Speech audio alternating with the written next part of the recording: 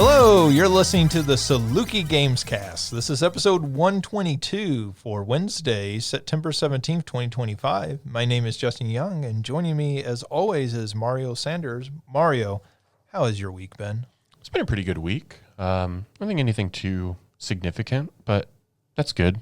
I don't know if I mentioned, I'm expecting my prelims to start in early. You started that sentence, I'm expecting, and I was like, whoa, this is that's like much bigger news. Yeah. I'm expecting my prelims to start in early October, so I'm, doing some work, some prep stuff, but otherwise just kind of taking it easy these couple of weeks before October gets much, much busier.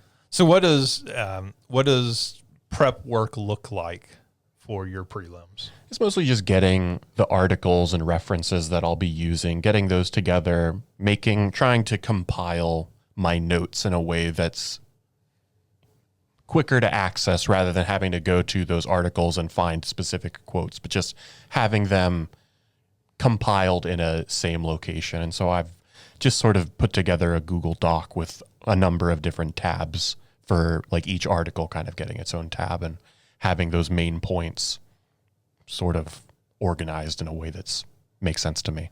So I wondered if you used a particular software package or something like, what is it, Zotero?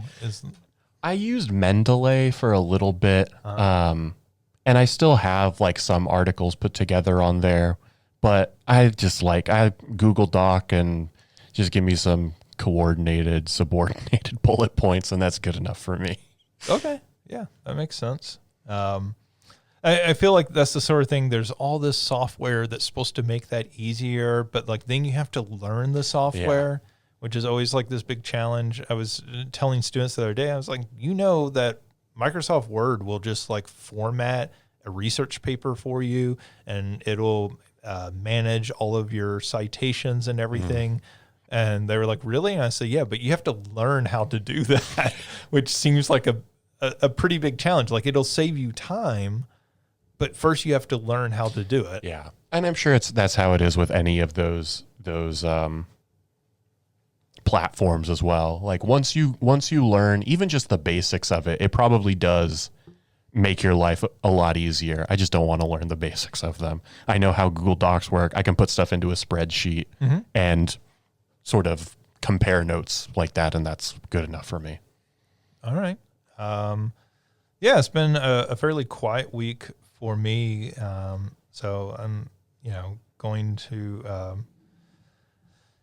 to just kind of relax and enjoy the fact that it's been a fairly quiet week, other than did see Bob Odenkirk last Friday. So that was kind of interesting to hear him and his brother Bill. I actually thought his brother Bill was really interesting to hear, somebody who writes for The Simpsons and Futurama, to kind of like talk about, that process and everything. And I didn't realize that those shows had,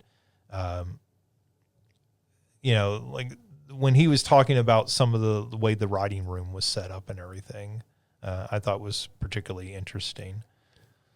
I think it's one of those things where I agreed where it was, in some ways I was more interested to hear from him, but maybe that's just because people in his position we don't get to hear from as often. You can find interviews with actors and comedians.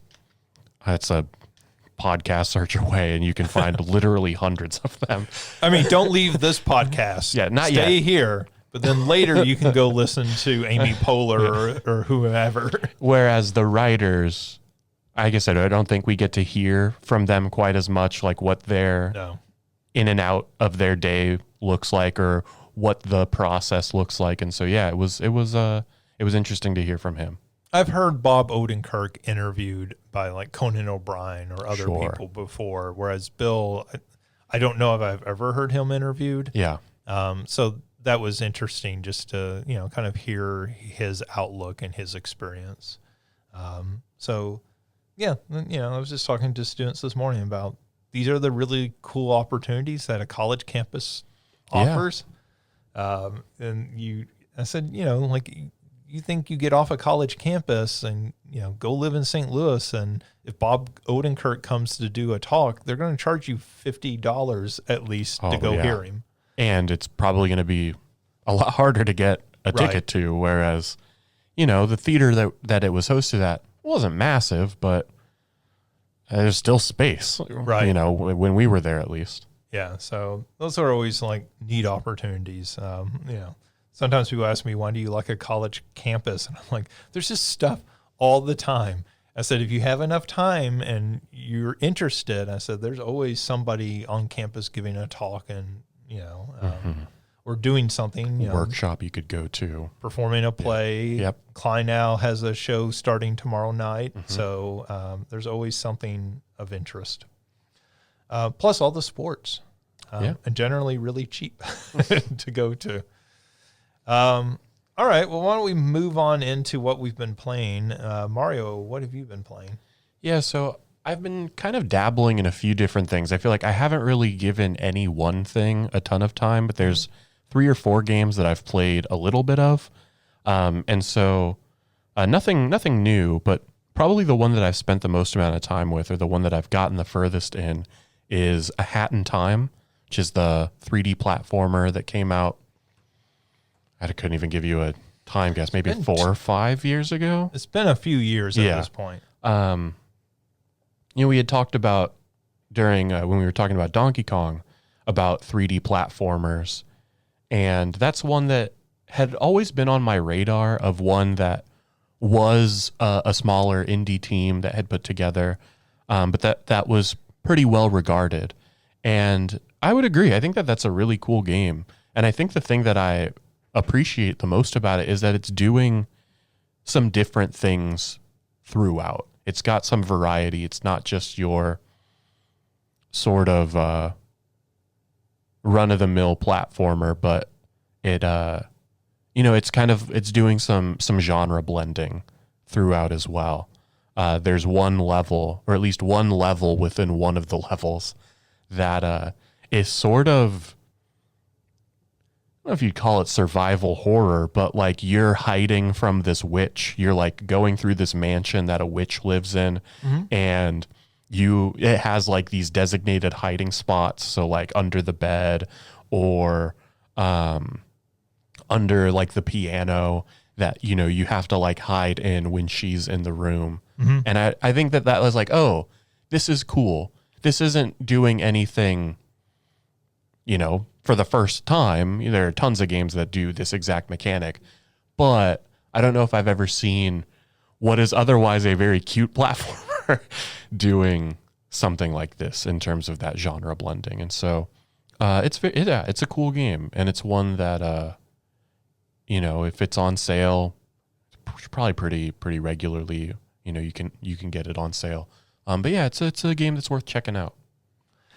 That mechanic specifically sort of makes me think of like N64 platformers. That feels like something that, like I was thinking of like the ghost house in Mario 64 or something, right? That we're going to play with the mechanics in this particular section of the game with what you have to do. Does that game feel like it's going for that sort of N64 platformer, or does it feel, more modern than that? It definitely feels more modern. Like it plays more modern, but I think in terms of like the aesthetics, it feels like I could see this game coming out 20 years earlier and being on the N64, right? Like it's still following a lot of the conventions of those 3D platformers, but it's doing them in a more modern way, or it feels like an updated version. If Banjo-Kazooie were to come out today, it feels like it would play like this. Well, I mean, if Banjo-Kazooie came out today, it would be Ukulele. Though Ukulele's not as good of a game as Banjo-Kazooie, sadly. Though we have that remake that they have coming out this fall of Ukulele. That comes out next month, I believe, in October. So we'll see. Like that seems like they're very much kind of pitching that as, we fixed it. I don't know how much I believe that. That's not a terrible game, but it wasn't what people wanted it to be. Underwhelming, I think, for a lot of people who were hoping for Banjo-Kazooie. Yeah. But yeah, like I said, A Hat in Time, it's a fun little game. I don't know how far. I think I'm about maybe halfway through it, or I've collected 50% of the things. And the main mechanic throughout the game is you have different hats, and different hats have different abilities. And none of them feel... So it's kind of the reverse of Mario Odyssey? In some ways, yeah. So like, you've got like sort of just the main hat, which is a top hat that the main girl wears, and it will just like you can press the sort of activate button and it'll point you towards your objective. There's one that's like a visor that allows you to sprint. There's one that's like a ghost mask that allows platforms that are hollow to become sturdy, that you can actually like stand and climb on. And so they're all doing their own thing, which so are you live switching the different hats? Like, I mean, are you cycling through them? Yeah, you can do it at any time. So you're not like choosing a hat and then going into a level. Okay. You can, within the level, use multiple hats. So there may be like, I'm going through this section, and as I'm going through this section, I've swapped between 3 different hats. Okay. Because of what this particular section is asking me to do. Am I live switching? Like, am I jumping and having to switch hats to land on something? I wouldn't be surprised if some of the harder platforming would ask you to do that, but I don't think I've run into having to do that, at least not for nothing that's required. There may be like bonus items, or like, so you collect, one of the collectibles is yarn, and yarn allows you to craft new hats. And so I saw one ball of yarn that was way off in the distance, and I had launched myself, but I hit a wall. And so one of the hats allows you to launch yourself, and the wall that I hit would have been removed by that ghost mask. So I could see that being one of those examples of needing to do sort of a hot swap between hats. But for just one ball of yarn, like I said, that's not a required thing that you have to do. And so, but we'll see. Like I said, I'm only about halfway through. So maybe if the levels get more difficult, or the challenges start asking me to do more difficult things, even for the required sections of the game. But as of now, no, nothing that's been too intense. Okay, cool. And then, so that's probably the one I've spent the most amount of time with. The one that I just started yesterday as like this might be just a nice game to, something relaxing before going to bed, is one of the Professor Laytons. I think it's The Last Spectre. I feel like that is the way people talk about those games. Like it's one of those. Like, yeah. And then there's the diehard fans Sure. who know the differences and know everything different about each of those games. Yeah, I think this is the only one that I have. I might have another one back home, but this is the only one that I had here. And so I'm playing it on my DS. And, like I said, something that seems that's a little bit more chill, certainly less intense.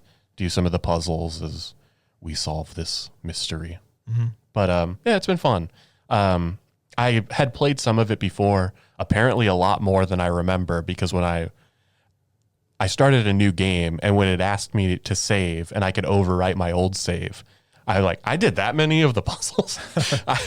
And as I was playing, I was like, I don't remember basically any of this. So God only knows how long it was since I had last played it. I didn't look at the actual save file. But so are you recognizing any of the puzzles as you play? No. Oh, okay. Maybe like the first 1 or 2. Right. But like it said, I think I had done 14 of them. And by the time I got to like puzzle 4, I was like, I don't remember this at all. And if anything, I feel like the only way I would have remembered it is by watching other people play other Layton games. Right. So no, I have little to no memory playing any of this. So that's good. Yeah. I mean, it's one of the nice things about forgetting games is that you can go back and re-experience them brand new. It's a bonus to getting old, folks. I mean, yeah, sometimes it's kind of weird because there's games I can go back and play and I'm like, I don't remember any of this. And then there's those games you go back and play and you're like, I remember all of this. Yeah. every moment of this game is seared into my memory for some reason.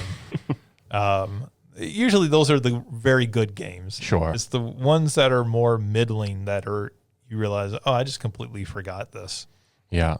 But I don't think I have a ton to talk about it. It's a fun little game. I think if you like puzzles like that, very simple sort of logic puzzles, it's not even like video game puzzles.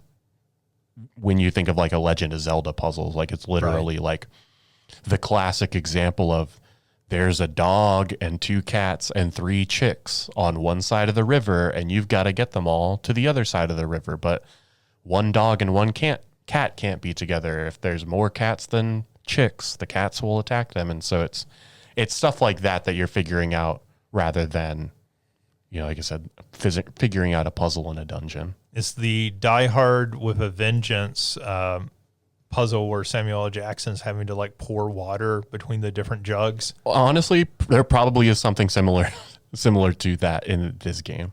But what I always love about that scene is how angry that scene makes people, because like people are watching it and they can't figure out what he's doing, and it always it just infuriates people.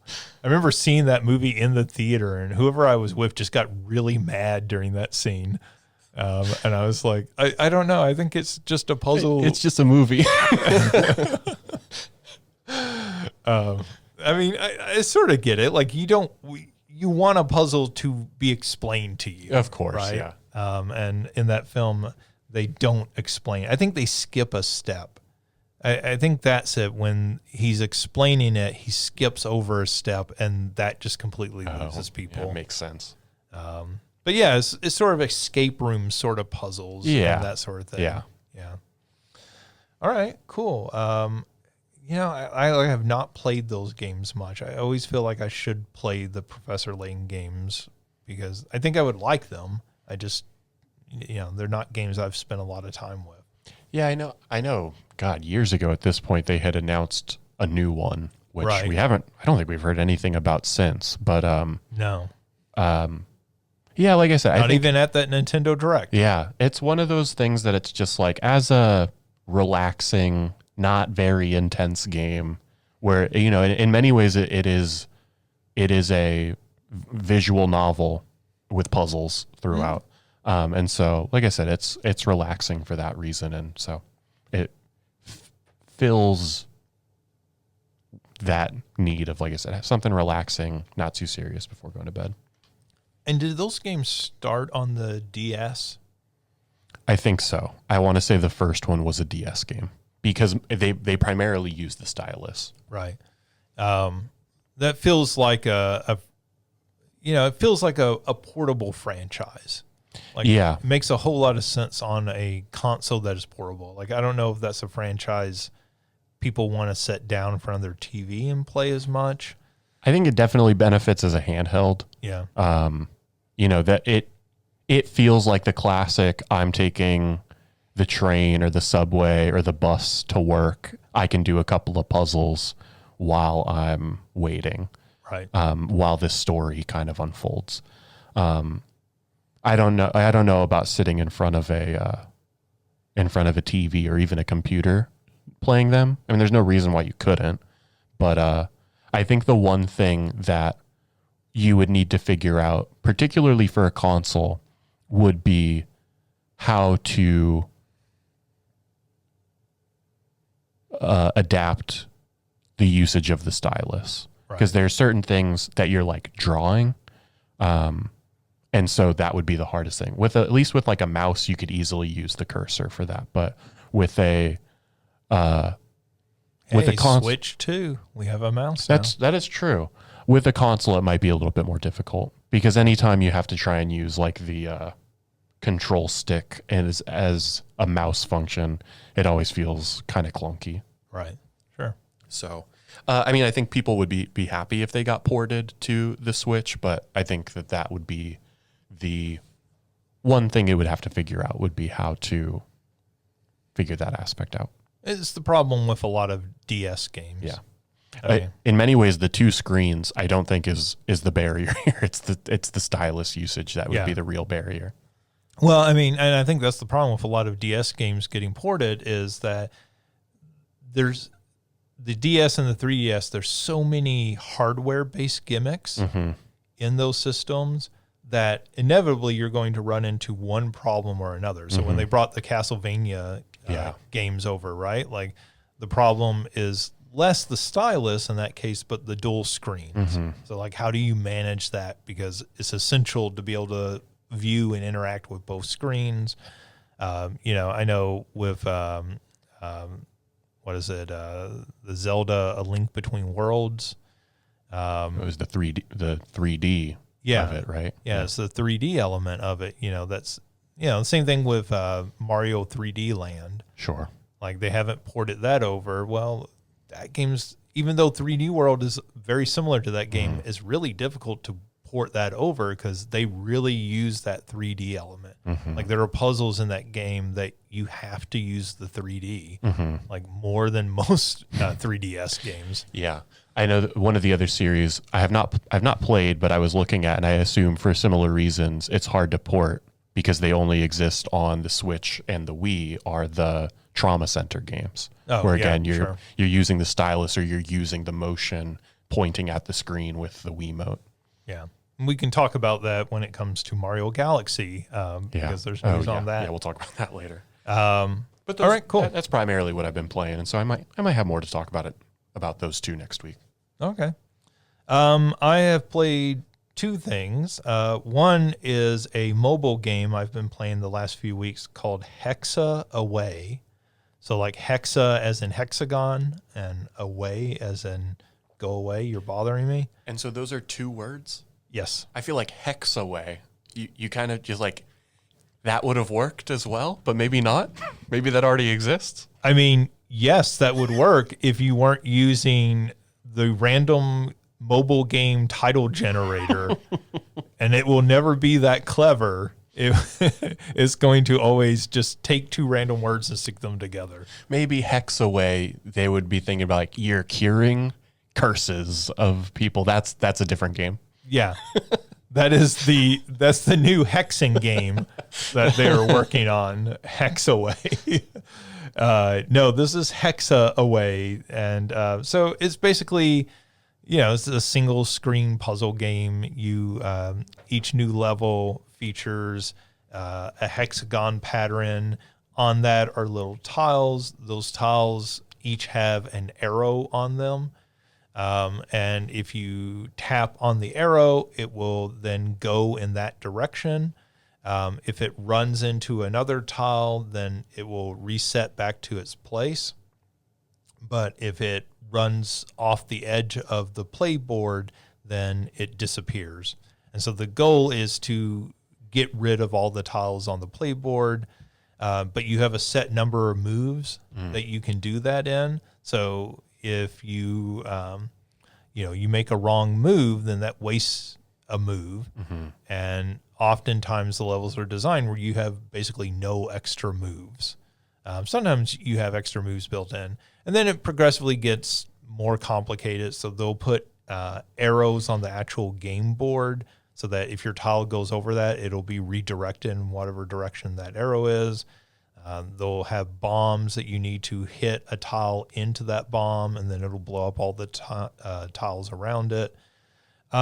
It's a really kind of simple puzzle game, but it's one that I've enjoyed the last couple of weeks playing it quite a bit. I think that it has the problem that I feel like a lot of mobile puzzle games run into is, one, it's monetized to hell and back. Including a lot of monetization of, hey, you can customize how the tiles look. And I'm like, who cares?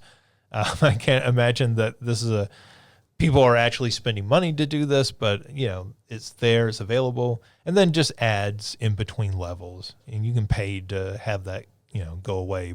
But, I think it's $10, which depending on how much enjoyment you get out of the game might be worth it.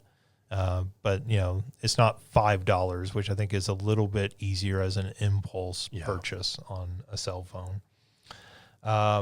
But yeah, Hexa Away I think is kind of a fun little puzzle game.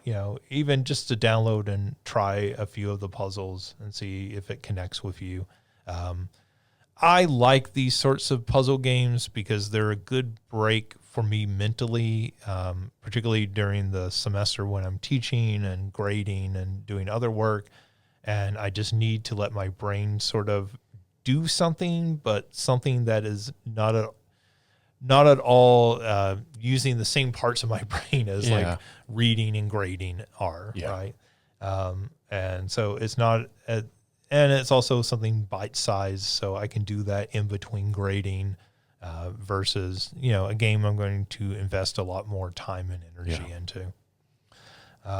So that's neat. And that makes a ton of sense because I think in many ways that's exactly what I was thinking of. Like, I would just bring my DS and like, not in the middle of office hours necessarily, but like if I'm in my office and I need like a quick 20-minute break, I could do a puzzle or two. Sure. So I think I definitely get that of just like a sort of a brain break, or at least a different part of my brain break. Yeah. I mean, I think that's one of the things that so many people I talk to, who aren't, quote unquote, like into games. Yeah. Will tell me, oh, I have this game installed on my phone, and at work when I need a break, like I feel overwhelmed or something, I will just stop and play this game for a few minutes. Yeah. And I just need I need to use my brain in a different way. Yeah.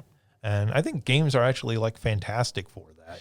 There's because we've talked about them in the past, there's one of the New York Times games called Pips. Have you seen that one at all? No, I don't think so. Basically, it's another sort of logic puzzle where you have all these dominoes and you have to place them down on the board in a particular way. And it'll tell you these 3 squares all have to have the same number, or these 3 squares have to total up to 11, or stuff like that. This particular square has to be greater than 4.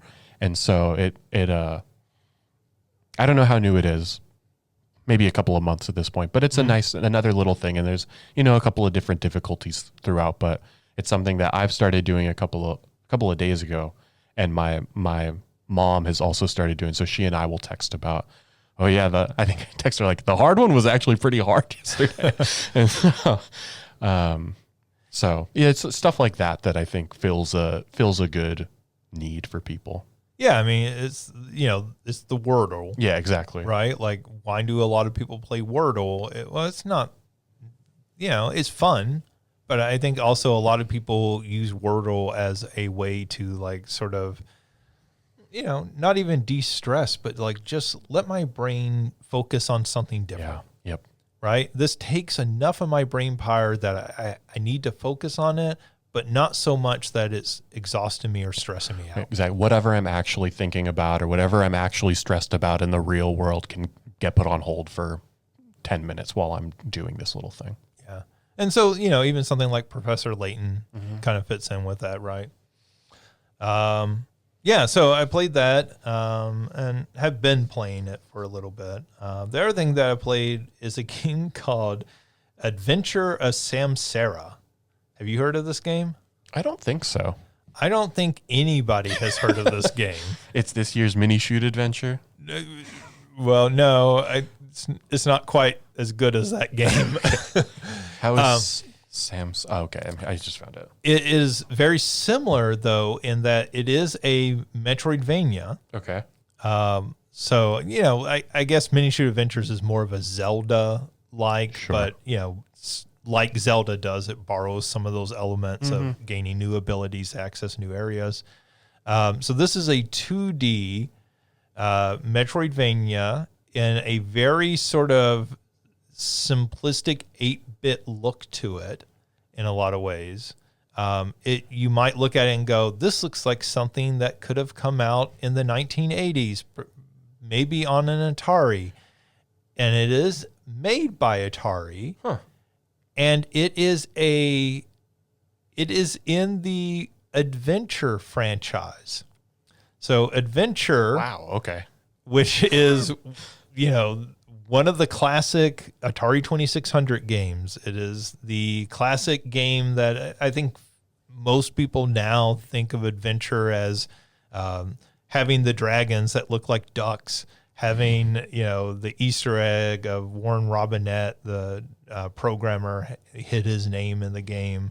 I think these are the things that people remember. It's the game where you basically are a little dot on screen and you start off outside of a castle and you have to collect the key to open the castle, and then you get a sword and you go stab the duck dragons.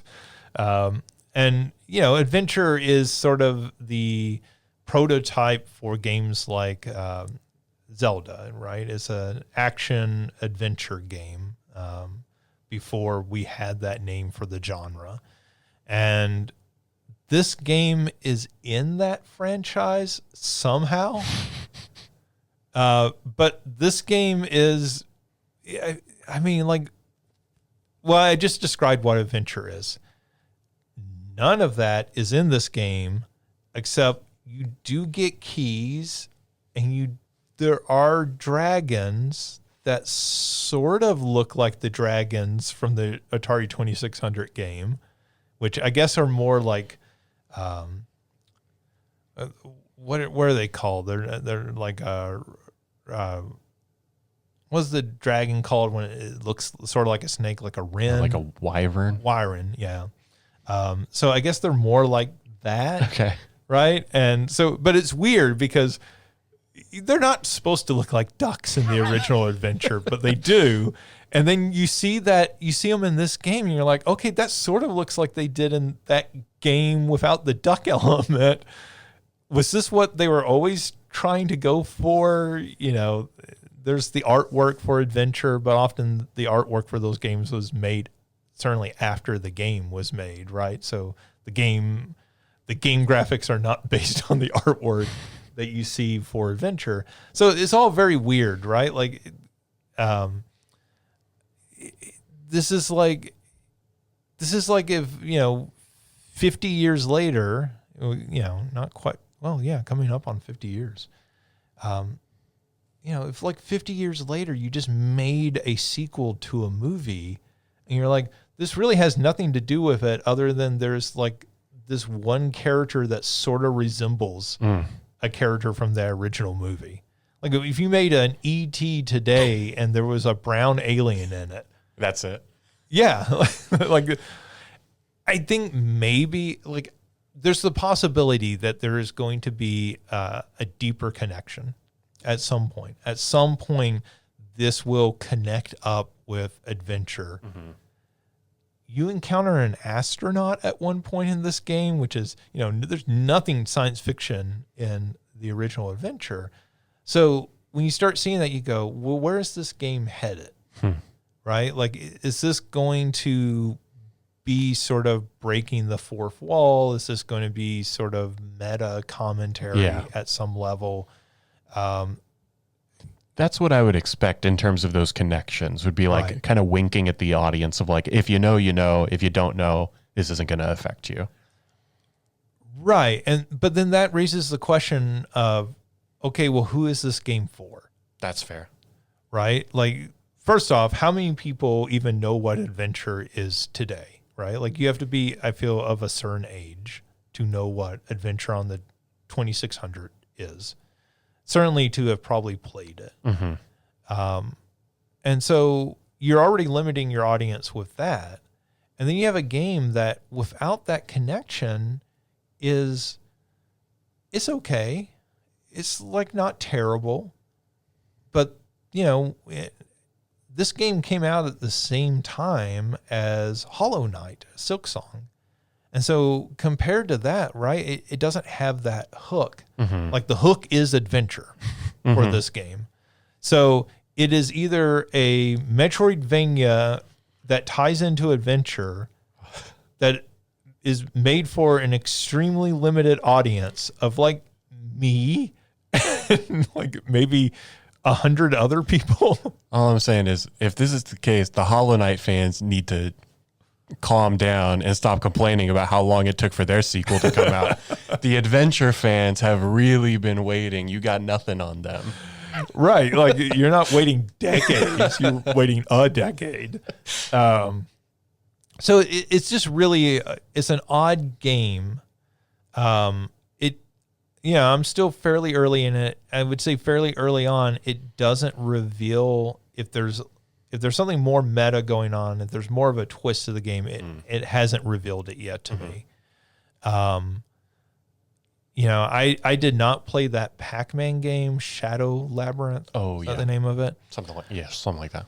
I have not played that, but I have read some comments about that game goes some really weird places, which I think in talking about that game, you know, before release, we're like, well, it kind of has to. Like, yeah, you kind of want it to, right? Yeah. If you're going to do something this off the beaten path, you got to get weird with it. So I feel like this game has to go in some weird places. Yeah, and I feel like it's the sort of game that by the time you get to that, it's either going to work for you or it's not going to work at all. And if it works for you, you're going to be like, hey, this is the game of the year. This has the best twist of any game, you know. Sure. But then I also think with games like this, when you start kind of expecting those twists, right? Like sometimes you're playing through the game so looking for the twist that it sort of hurts the game. I know Axiom Verge, which is another sort of Metroidvania that was sort of riffing off of the original Metroid, but had all these sort of like glitches in it. You were like having to use the glitches or like glitch through walls and different things. That was a game, as you're playing it, you're like, okay, well, like I get what we're doing here and I get where I don't know exactly where we're going, but I have a pretty good idea how we're going to get there to some degree, right? And that's how this game feels. So it's interesting, you know, like I feel like I'm giving it a weird sort of review here because I don't think it's a bad game. I think it's a little stiff. You know, Metroidvanias have come a long way. And when you look at something like a Hollow Knight or Prince of Persia, The Lost Crown, those games are so fluid that playing one of these that's stiff in the controls, it becomes more difficult to recommend that. Sure. Because it doesn't play as well as those games. Yeah. You know. Well, let's be honest. Atari heard that we had best retro bone as a category. Like, let's just guarantee we get that one. I mean, they won it with Atari 50 a few years ago, and so the idea that you know they're just they put out a new Missile Command game this year. Okay. Which is like, also about 50 years later. Right. But like that game apparently is pretty good. And like has like first person segments where you're like exploring a base and has like this storyline involving teenagers. Like I need to play that game because it's the sort of game like everything you hear about, you're like, this is insane. Like, but also how would you make a new Missile Command at this point? And I feel like, you know, Adventure at this point, you go, well, a new Adventure is just a Zelda. So how do we make Missile Command interesting without feeling like we're ripping off Zelda? Well, and when you think about, I guess it's not really a Metroidvania, but when you think about, was it level 3 or like the third level of Adventure is like the randomized one where everything gets put into a random location. And thus, I want to say like some of those are unbeatable because it didn't have the sort of logical progression. But it's one of those things where it's like, oh, you know, there's some of those like instances in the early Adventure that a Metroidvania does potentially make sense in terms of how you would go about doing it. And so I respect that they went that path rather than what might be a more conventional Zelda like. Yeah, because I feel like you make a new Adventure that just looks like the original or plays like the original Adventure with just modern graphics. That's a pale imitation to Zelda. Yeah, we get a ton of those already. Right. And so you kind of have to rethink what is adventure in this modern day and age. And, you know, like, yeah, I mean, the sort of Metroidvania makes a whole lot of sense for that. I mean, really, the modern adventure, as you said, was the shooter. I can't think of its name now. Not Pixel Junk Shooter. What was the name of it? Oh, Mini Shoot. Mini Shoot Adventure, right? Yeah. That's really sort of the modern adventure in a lot of ways.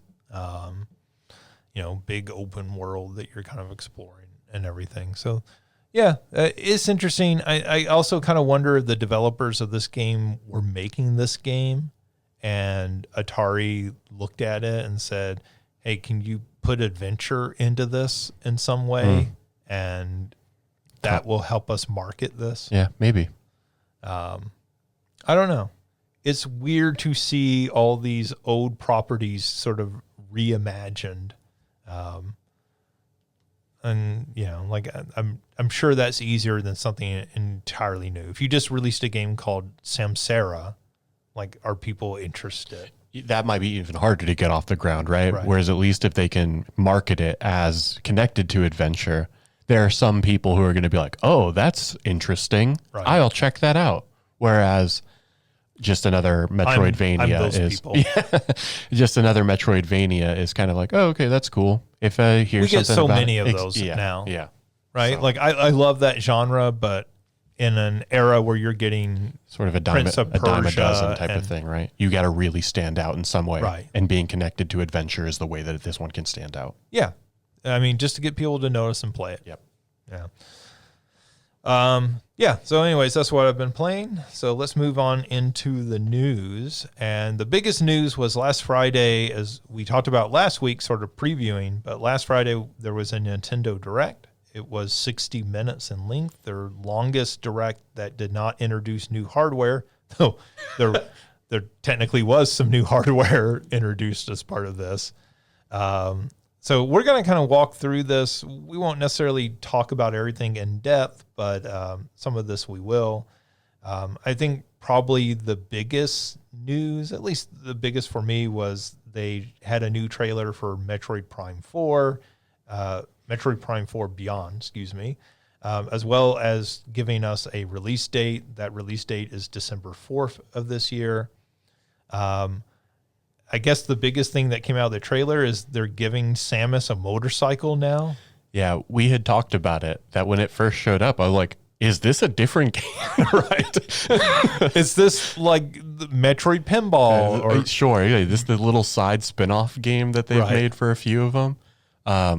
Because it looked different. Just the way that it, the screen in the UI was just like, oh, this is not what I think of as Metroid Prime. Well, you're not looking through her visor. Exactly, right? Yeah, I guess that's just what it is. The normal thing. And it is like big open world environments. Yeah. Like she's riding her motorcycle through a desert. Yeah. And you just see off into, the distance. And, Metroid Prime has generally been a fairly funneled experience. Like sometimes there's kind of a more open area, but for the most part, you're kind of going from hub to hub in it. And so like the other Metroid games, right? Yeah, even like Super Metroid, you're going from it kind of hub to hub, or at least like region to region. Yeah, there's those vertical regions in the original Metroid and Super Metroid, right? So the sort of vertical shafts, and then there's the different areas off from that. Yeah. And so seeing this, those motorcycle segments looked more like Breath of the Wild or something. Sure. And you kind of look at it and go, wait, this is not what any of the footage they've shown so far looks like. And I'll be interested to see how it plays. Like how densely populated those open areas are. If there's like always sort of like, oh, I'm going to pull off right here and check out this little area.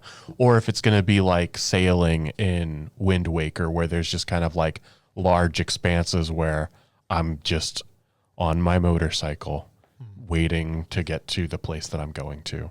Yeah, and even if you can, right? Like, can I stop in the middle of that desert and get off the motorcycle? Also a good point. Or is that basically a semi on rails segment where I'm transitioning from one location to the other? Yeah, that's even, almost in some ways even worse, I think, if it just turns into like the gummy ship sections of Kingdom Hearts. Yeah. Yeah.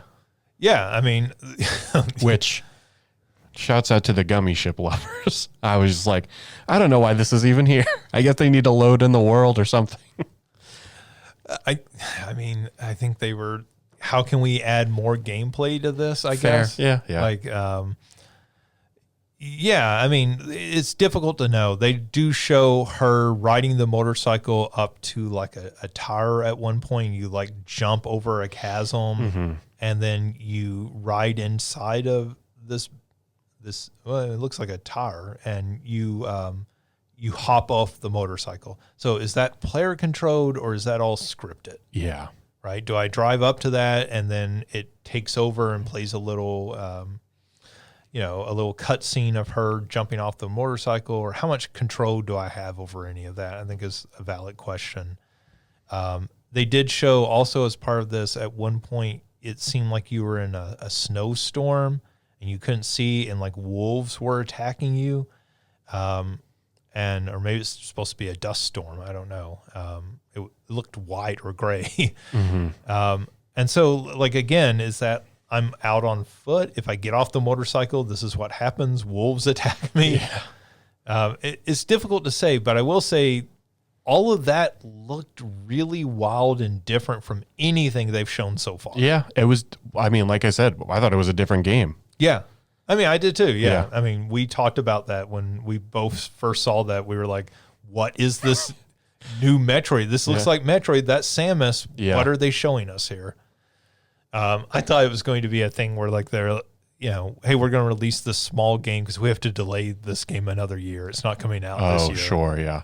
Stop asking us for new Star Fox. Here's Star Fox, except it's Samus. Right. Yeah. It's an on-rails segment of you shooting people on your motorcycle. I don't know. That game, I will say that trailer has excited me for that game because like now I feel like I don't know what that game is. Yeah. It definitely opens it up, right? Like those boundaries or those borders in terms of what you're expecting got much bigger. Yeah, and I feel like they should because we've had 3 Metroid Primes, and those are very good games, but you don't want to do exactly the same thing again. So that was really interesting to see. That may be the game I'm most excited for left in this year at this point. Nice. They introduced a new Fire Emblem. This was actually the close of the Direct. This was their one last thing that they showed off. It's called Fire Emblem Fortune's Weave. They just announced it for a 2026 release date. They did not say spring, so I'm guessing this game is more summer or fall that we might see it. I'm not the biggest Fire Emblem fan. I will say that this looked like a substantial step up graphically for those games. I thought it had a really nice look to it. There were some segments of you sort of running around in a town. Yeah, it definitely seems like they're building on the Three Houses formula where there's some life that you actually play. It's not just the scenarios or the battles that you are playing, but there's some like, they've always had like the relationship building, but there's more player agency in how you go about engaging with that. Yeah, like some light RPG elements in between the levels. I just thought it looked really good. I think this is one of those games that sort of sells the Switch to fans of Fire Emblem about like, oh, this is a substantial step up graphically. Yeah, sure.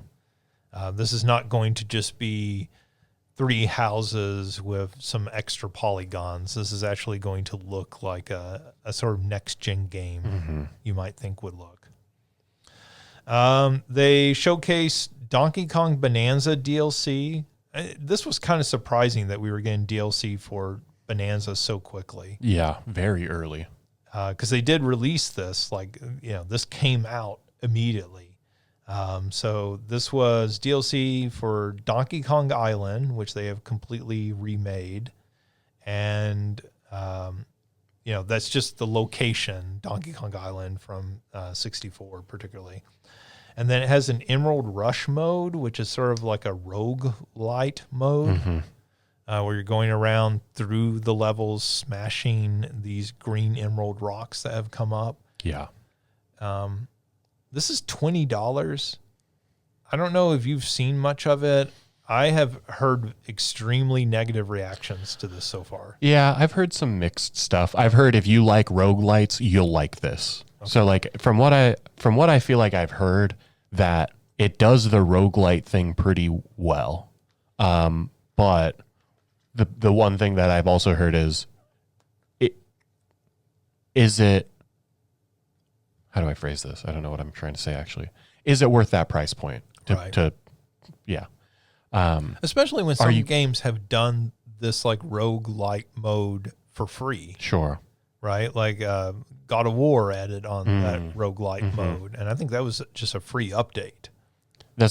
I'm pretty sure as well. Because I think when I played it earlier this year, it was like already right there. And I know I didn't buy any DLC for that game. So I think that's what strikes me about it, right? Is that, yes, this is really neat. This is a cool way to sort of extend the life of a game, to add a roguelite mode to it. Like you already have everything built, right? Yeah. So just to add something in there. But at $20, that's quite a bit of money. I mean, that's just buying a roguelite, an indie roguelite. I think that's the price of Rogue Legacy. Sure, yeah. I think most of them, that or Dead Cells or Hades, are probably all about $20. And so, yeah, it's one of those things that if you really like it, and I could see, like, if you really like the game Bonanza, I could see people being really interested in it. I think that a roguelite is a really good way to encourage people to, like, explore more of the world. I will almost certainly not get it, but I think, if you're a really big roguelite person, you probably will enjoy it. At least that's what I've heard from people. I think it maybe plays into a story of Nintendo, maybe, like with the Switch 2 versions and upgrades, some of these being more worthwhile than others. I know that one for Mario Party Jamboree, a lot of people feel like maybe wasn't fully worthwhile versus the Kirby and the Forgotten Land one. A lot of people thought, yes, this is actually completely worthwhile. Actually worth the $20 or $30 or whatever it costs. Right. And I think maybe Nintendo's still, Nintendo's done DLC, but not quite like this in the past. Sure. So they're still kind of like feeling their way around it. Might be fair. We'll talk more about that with Pokemon here in a little bit. But speaking of Pokemon, the next thing was Pokemon Pokopia. This is coming out in 2026, and I think we both had the same reaction when this trailer first started. It looked like Minecraft. And so my reaction was, oh, they're doing Pokemon DLC for Minecraft? Like, you're going to be able to do something within Minecraft with Pokemon? That seems like a bold relationship to start. Like, that Pokemon would do that, and then the much more realistic thing of like, no, Pokemon just made their own thing. Right. So this game looks very much like Minecraft, but you have Pokemon in it. You are trying to attract Pokemon to your little world that you're building. Yeah, sort of life simulator-y. Like building a farm. Yeah. It looks like. And so it shows you planting crops. It shows you building homes for the Pokemon. And then you're attracting more Pokemon. You're playing a Ditto that is disguised as a little girl. Yes. And so you are learning abilities from the Pokemon that join your little Pokopia, your little utopian world. Yes. And, once they started showing the actual game, my reaction was just, this is Viva Pinata. They just made a Viva Pinata with Pokemon. You're trying to attract the Pokemon to come live in your garden, and then you are going to use them in order to attract more Pokemon. And then I was like, are we going to get Pokemon having sex like we do in Viva Pinata? I mean, the Pokemon can breed in the regular games. Hey, those pinatas can breed. They go into the little hut, and then, there's little like musical notes, I think it was, that came out, hearts that came out and everything. I mean, like I don't know. This looks interesting. Viva Pinata is a really good game. This doesn't seem to have the charm of that. And that's not a criticism of Pokemon. It's just the look of it doesn't have that same charm. Right now. There wasn't. I mean, I'm not the biggest Pokemon fan either, but there was nothing about it that I was like, oh, this looks really cool. I would definitely get this. I mean, I buy up pretty much all of the mainline Pokemon games when they come out, but there wasn't much about this that I was like, I would definitely get this. That being said, there are people that will definitely get this. It doesn't have the charm of Legends, right? Where that was them doing something new with Pokemon, and you're like, hey, this looks really cool. Like, I did not buy that Legends game, but it was the first Pokemon game in a while where I was like, hey, I'm kind of excited. Yeah. About these. I think the other thing that I'd be interested in to see is whatever the price point of this game is. Right. Is this a $30 game or a full $70 game? It's one of the, like, I could see it being $30, honestly, even $40. Like, I think the Pokemon company and Nintendo could justify, it's Pokemon. You have to give us $40 for it. But if I'm asking a full 70 would feel a little aggressive for at least what I saw. Right. We don't know how much content is in it, right? Like Viva Pinata was a full price game and felt justifiable. Mm-hmm. But this, you're right. What we saw was slight so far. Yeah. And like I said, maybe they'll continue to show us more. I mean, is this a glorified farming simulator? Mm-hmm. And in that case, it's a $20 to $30 game. Let's see. They announced and showed a brief teaser for the Super Mario Galaxy movie that is coming in April 2026. We already knew the date for that. We did not have a title for this movie. I guess the title leaked last week before the event. But, there had been that leak earlier where Universal was calling it Super Mario World. So it is. We're just skipping over World. We're going straight to Galaxy, it appears. I don't know. How do you feel about that title? Well, they're skipping over Sunshine as well, which might be the bigger crime than World. I mean, are we going to get a Flood cameo at some point? I think that this is probably a good choice. I think it's exciting. I think really whatever they would have done, I would have been pretty happy with. So I think that this is cool. I think the one thing that I kind of was surprised that they didn't do was reveal who is going to be Rosalina. Right. This is the other thing we had talked about. They told us all of the actors that are returning, which, okay, great. Didn't tell us anything about who is newly added to this film, which it feels like Rosalina has to be a must. Like, you can't have a Galaxy movie and not have her in it. Well, it seems weird you would call it Galaxy and then not have her in it. Yeah. Like, that is, like she is the iconic character you would associate with that. Yeah, absolutely. I mean, they have already, I guess, hinted that Yoshi will be in this game. Okay. Or in this film. Because, like, Yoshi's egg is at the end of the last one, yeah. So, the fact that they're going to introduce Yoshi, okay, that makes sense and everything. And, that made a whole lot of sense when they were going to call it World, right? Certainly. But now when you see Galaxy in the title, I expect Rosalina more than I expect Wario or anybody else to show up. Yeah, more than anybody. Absolutely. Yeah. And I just wonder if that's part of the marketing campaign. Like, we do this teaser, we introduce the title, then we get to, at some point, introduce who's playing Rosalina, right? That's another hit. We get to we get Sydney Sweeney build like right continually build up the excitement for it. Like, who do you think we get as Rosalina? Like, do we get Sydney Sweeney? Like, do we get the one person else? I think is the kind of funny people they were talking about it, and they had said Ariana Grande, which I was like, honestly, I could see it as well. Yeah. Okay, that makes sense. One of the young sort of stars right now, so I could see a number of those people.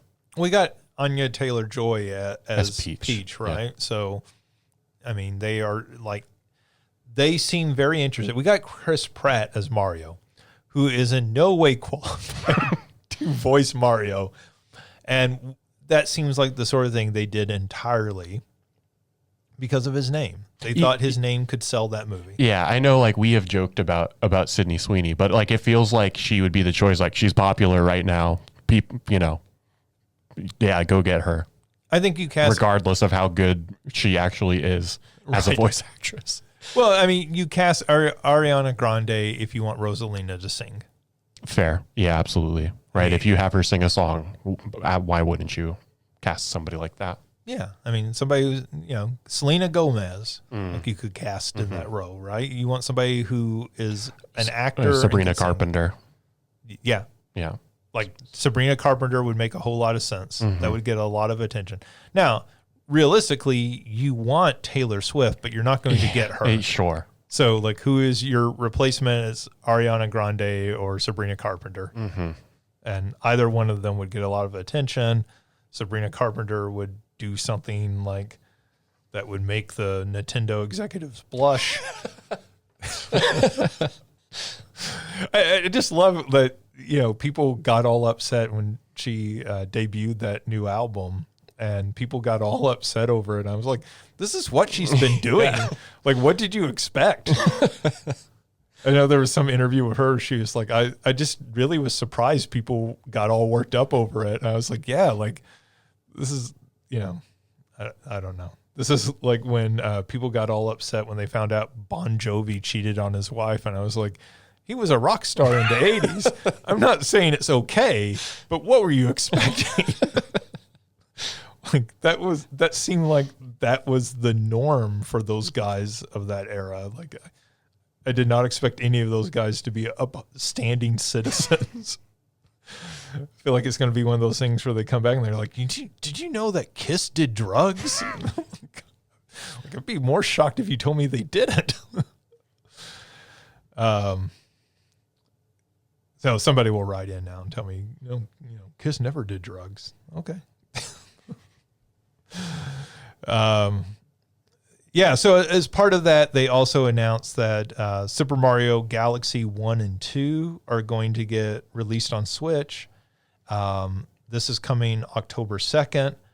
They are selling right around these... the corner. I didn't realize that. I think I knew that when it first got announced, right. But seeing it again, like, that's right around the corner. Yeah, that's why I included all the dates, because a lot of these I was like, really? That's when that's coming out? That's like sooner than I was expecting.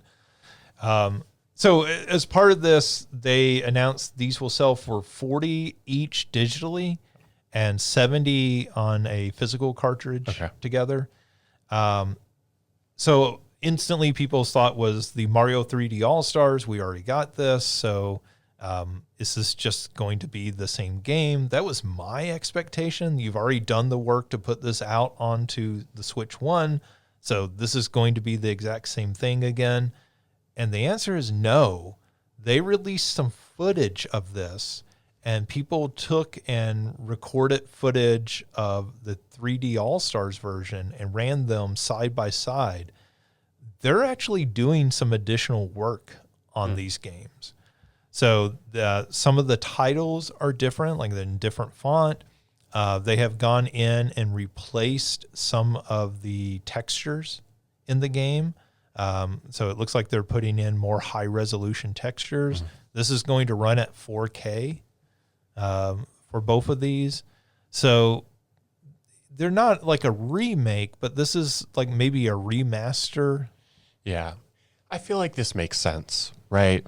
With the movie, considering how much that first movie made. If the first movie wasn't as successful and they were just still putting out the sequel, it's sort of like, yeah, just give them the ports of Galaxy 1 and 2. They're like, oh, the first movie made like over $1 billion. Right. We should probably do something like up to standard for the new movie. And we should say this is also part of the whole celebration for the 40th Yes. anniversary of Mario. And when you start looking at the NSO Mario games, so you can play, the NES, Super NES, Mario 64, all that. Mario Sunshine has already been announced that it's coming to the GameCube on there. And then all of the games that have been released onto Switch, all the Mario games, right? So the updated version of 3D World and Wonder and Odyssey and all these. Basically, all the Mario games now will be playable on Switch 2, with the exception of some of the new Super Mario Brother games that came out on handhelds. So I don't know what all numbers and names of those there are, but some of the new Super Mario Brothers games I don't think are playable on Switch, but pretty much every other Mario game will be. Yeah. I think this also makes sense because they needed to do something with 2. They put 1 in the 3D All-Stars pack, and I feel like doing something with Galaxy 2 also just made sense. I also feel like these are games that the esteem for them has only grown over the years. Yeah, I mean, they came out and were like instantly highly praised, and Right. I think only that hasn't dwindled by any means. You hear people now argue that these games are the best 3D Mario games. If anything, the one complaint is we need new versions of these games that don't require you to use the Wiimote. Right. Right. Yeah. And so That is something they are doing as part of this package, making it so they just play like a normal 3D Mario game. right. So that's really cool to see. They also announced a new Yoshi game, Yoshi and the Mysterious Book. That's coming out next spring. This game has a really neat art style, which I feel like has become the thing for Yoshi games. Yoshi gets cool art. Everybody else, you get the normal stuff. Right. Which is, I guess, if you think back to Yoshi's Island, right? That sort of fits. That's a good point. So this has sort of, they play around with the frame rate with it so that it has kind of this kind of storybook animated look to it. The graphics are very detailed. At one point, Yoshi jumps into a pit of mud and mud gets all over him and everything. It's played from a 2D perspective. They're playing around with mechanics. You are getting a flyer and then you're spreading the petals onto rocks and then you can smash the rocks and everything. I think you and I talked about this and I said, every time they make a new Yoshi game, I'm kind of excited because they look neat. And then I'm disappointed because they're overly simplistic. Yeah, they're like targeting the youngest possible audience. It's the same issue we had with the Princess Peach game they put out, right? That game was really neat in concept, had a really cool look to it, but was maybe overly too simplistic, right? And it's cool to do that in one regard, to make a game that's accessible to little kids. Or just people who don't normally play video games, period. But also the problem is, Mario has always sort of been that game. And with the Mario games, they've always been able to say, okay, we want everybody to be able to pick up and play this, but we're going to add additional challenge for the more advanced players. Or like with Wonder, we've got these characters that aren't going to die when they hit the spikes, right? So that you can give this to your littlest kid as well, and they can still have fun with it. They can feel like they're meaningfully playing and engaging with it as well. If Green Mario is the standard difficulty, then we're going to add Blue Mario. He's the easy way to play the game. Yeah. Not Mario, Yoshi, excuse me. So that's something they could do with it. Yeah, it's one of those things, and I'm sure it's far more difficult far easier said than done, is trying to find that intersection of player skill and like familiarity with games and experience with games that multiple can enjoy. But yeah, it would be nice to be able to play this and also feel like I'm getting something out of it. I think if I don't, I don't know if I'd get it either way. I certainly think it can still be a very good game, but I think if they can find that widespread appeal, is certainly going to have a more successful game on their hands. Yeah, because that Princess Peach game, I really wanted to like. Mm-hmm. And then I played it and I was like, well, this isn't for me. Yeah. And that's okay. Not every game has to be for me, but I feel like that's what Nintendo does so well. And, Kirby and the Forgotten Land, I feel like, is that perfect balance. It's accessible to kids, but there is that challenge for, more experienced gamers. Yeah. So if this can find that middle ground of a Kirby, right? It doesn't have to be at the level of a Mario or something, but, look to the Kirby. Look to the Let Kirby guide you. Let's see.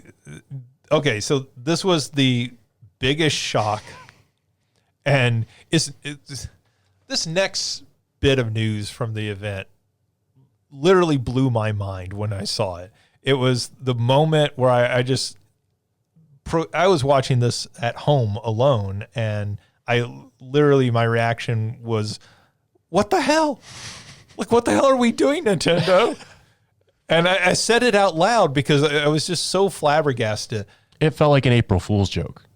Yeah. Yeah. Well, particularly when they get to the second part of the announcement, right? And that was the part where I said, "What the hell?" So they announced that, they're bringing something new to Nintendo Switch Online, or Nintendo Classics, whatever they call it now. It's not the Wii. It's not the DS. No, it's not the TurboGrafx 16. It's not the Sega Master System. It's none of the things that you would think they would bring. It is the thing that Nintendo has most shied away from, like their darkest hour in the history of their video game production. It's the Virtual Boy. They're bringing the Virtual Boy to Nintendo Switch Online. And that's not even the insane part.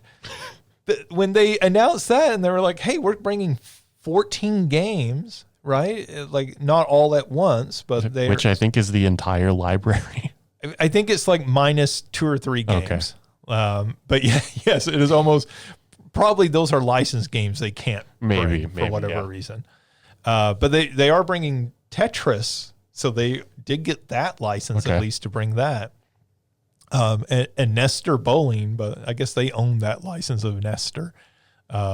Nestor was a Nintendo Pyre comic character that they had, and they made a whole game of him bowling.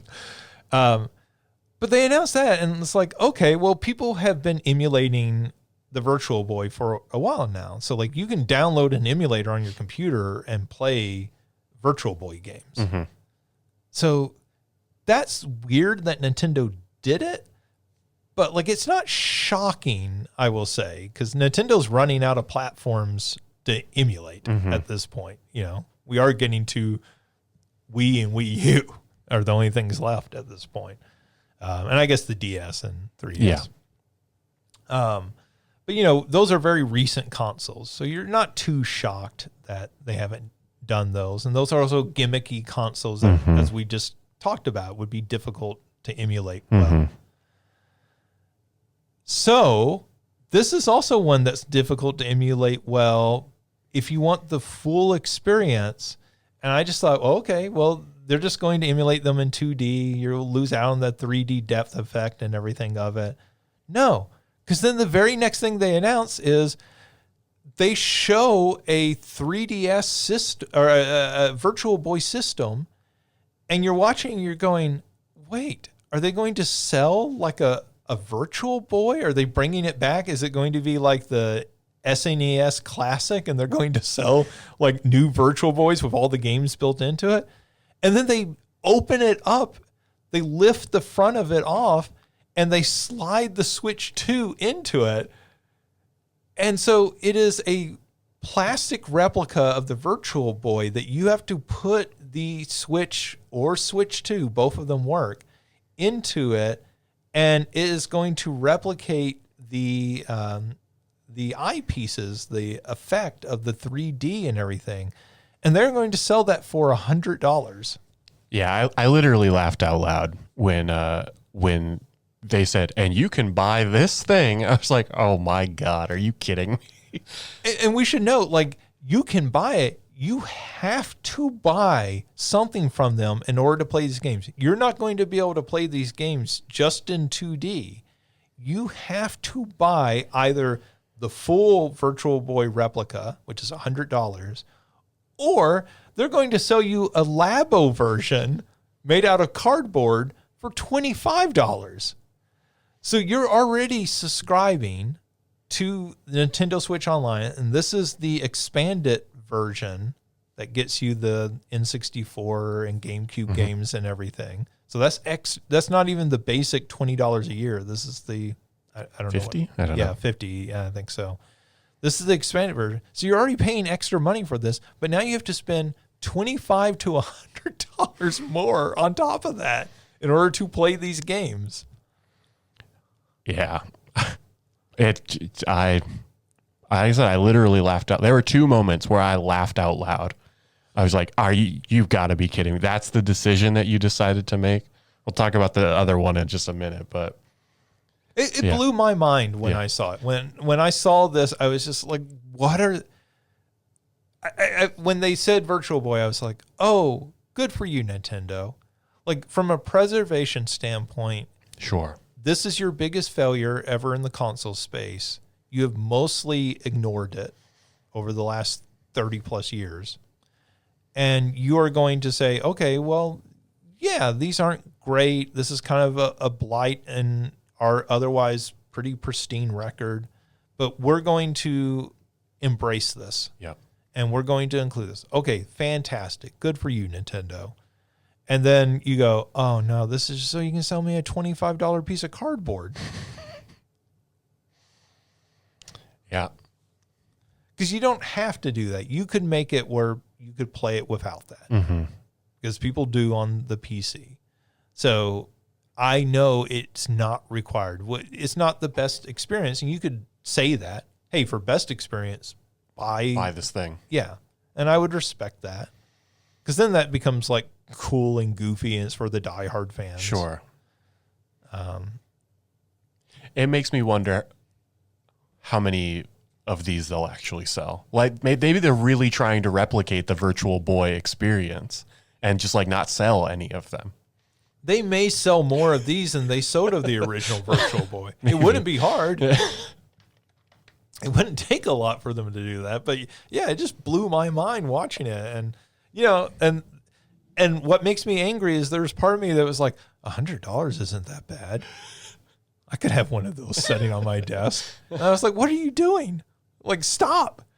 They're obviously like, this is an abusive relationship you're in with like Nintendo. They know, and I think that's it. Nintendo knows. They know they can gouge their customers to some extent. Yeah, I like it.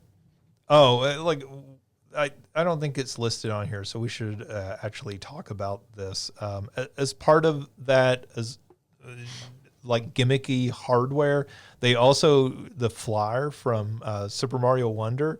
They introduced a version of that is basically going to just like it's a little plastic replica of it that just sits on your desk and talks to you. That's the other part that I laughed out loud when he said, and it'll talk on its own. You don't have to press the button. It'll talk on its own. And I was just like, oh my God. Well, because they specifically like text pops up and says, this is non-interactive, which I assume is like, hey, this is not like Alexa. You can't ask this thing questions. It's just going to talk to you randomly, which seems, I don't know if I want a flyer sitting on my desk just randomly going, hey, like you can break blocks to find coins. What's it going to say to me? Yeah, I don't know. Hey, what? There's some rat poison under the sink. I wonder what it tastes like. This thing seems creepy. It's gonna be this generation's haunted Furby, where the Furbies just continue to talk to you, even though you've taken the batteries out of it. Well, I think the thing is, you look at something like that, in the wake of Alarmo, and I think a lot of people looked at Alarmo and were like, "It's $100 for an alarm clock that has Nintendo graphics and sound." Like, that's sort of goofy, but okay, that's just merchandise. Like, that's not really that bizarre and weird when you really sort of think about it. And you certainly don't need to spend that $100 to play any games. Like, no games require Alarmo. This thing is less practical. So, I don't know, like 80? How much are they going to sell this flyer for? I'd still bet $100, but maybe 80. Yeah, I mean, good for the people who are interested, I guess. Yep. Pokemon Legends ZA, which is coming out next month. They announced the first DLC for it called Mega Dimension. Alicia, who's formerly from the podcast, she chimed in our group chat and was like, I haven't even had a chance to give you my $70 yet, and you're asking for 20 more already. They didn't even let the game come out. They're announcing the DLC preemptively, which, we know this is the state of things. We know they sell that DLC. Alicia bought the DLC from the last Pokemon game. But it does feel a little weird that we're getting DLC announced before the game even comes out. Sure. Yeah. I don't know. I haven't bought any of the Pokemon DLC. I think the Sword and Shield DLC people were pretty happy with. I don't know about Scarlet and Violet, but I think Alicia liked it. Okay. Because she talked about this, it had a really good story. It kind of surprised her. But yeah, I don't even know. I don't know what this even entails. The only thing, and maybe I just wasn't paying close enough attention to it. Raichu is getting 2 mega versions. Is that what I'm paying for? I don't know what else there is to this DLC. Well, I mean, that's what stuck out to me, but that's as a non-big Pokemon fan, right? So that was what I understood from it. So I assume there's more to it? I would almost guarantee there's going to be more to it. There better be more to it, but I don't know what there actually is. So maybe it just needs to get a rewatch, or maybe they just haven't announced all the details of it quite yet. Yeah, and in that case, they're announcing it beforehand, but they're not really explaining it, right? Like, hey, we are going to do DLC for this game. Maybe that makes a little bit more sense. I think when you preemptively, before the release, announce DLC, I think the problem is always people are going to look at it and say, is this content you cut from the game? Sure. Right? Like, we understand DLC gets worked on before the full release of the game. But when you are already announcing it before the game is released, it does often feel like, hey, did you just cut this content? Depending on, when it comes out and everything. If it comes out in November, it's going to really feel like cut content. Let's see. Super Mario Wonder is getting a Switch 2 version. I guess it's called Switch 2 Edition plus Meetup in Bellabelle Park. Was that not its own DLC? Or is that part of the Switch 2 edition? I got the impression that this is part of the Switch 2 edition. Like, this is going to be like a $20. The impression I got, this is going to be like a $20 add-on, like Kirby and the Forgotten Land got. Gotcha. I could be wrong. I'm Googling it, and that's what it's showing on here as well, is Switch 2 Edition plus Meetup in Bellabelle Park. So you probably have it correct on here. This is coming out in spring 2026. This is going to add a new area to the game, and I guess the biggest part of this was multiplayer mini games. Like multiplayer mini games, Mario Party style mini games. Yeah, I know looking at a couple of these, they looked, like a tire fall sort of style games, right? Like sort of 4 players on a screen interacting, doing different things. It's going to add new modes to the levels. So like one of those was you were doing a handoff of a bomb. Oh, yeah. And so if you were playing 4 players, you'd have to juggle it back and forth. Yeah, The level. it looked like some of them were maybe competitive, others were more cooperative. Right. I mean, it's cool. I think with a lot of this Nintendo DLC that they're putting out, we talked about with the Donkey Kong stuff. It's just, are you really putting $20 worth of content into that? That's what I was just about to say. Is it looks cool. I don't know if I would spend $20 to get the Switch, to get whatever it's actually giving me. Yeah. I mean, some of those multiplayer modes, right? Like you start thinking of something like Overcooked or something like that's a $20 game. Yeah. So if one of those games or 2 of those games are good enough, that could be worth $20 on its own.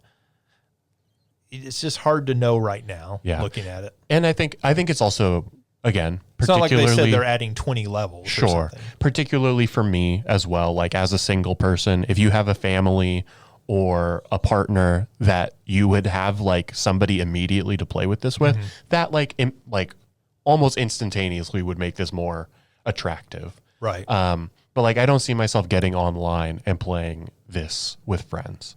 I would just get Mario Party. I didn't even buy Mario Party. And like I have friends that are playing that one. So that was kind of my feeling about it. It's cool. It's probably not for me. I feel like a lot of their DLC is falling into that category for me.